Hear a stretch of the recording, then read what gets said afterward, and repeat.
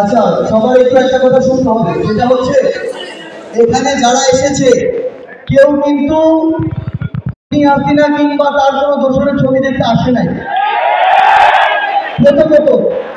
দ্বিতীয়ত কথাটা হচ্ছে এখানে যারা কাজ করছে তারা সবাই রাজপথের যোদ্ধা ছিল।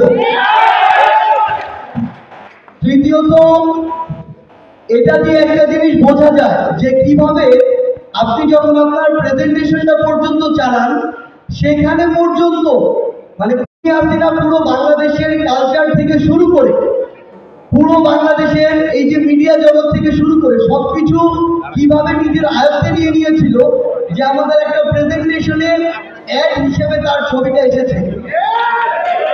এবং আমরা আমাদের জায়গা থেকে শুধু আপনাদেরকে এই জন্য সংগ্রামী শুভেচ্ছা জানাই যে আপনাদের এখনো ওই স্পিরিটটা আছে যে এই ছবি দেখলে আমরা সাথে সাথে জীবন দিয়েও প্রতিবাদ করার জন্য প্রস্তুত থাকি।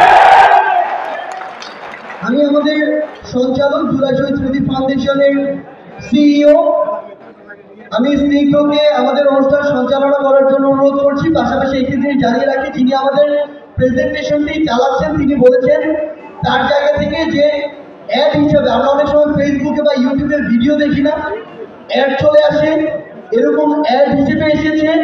কারণ এখানে যারা রয়েছে তারা কেউ হয় শহীদ পরিবারের সদস্য, না হয় আহতদের।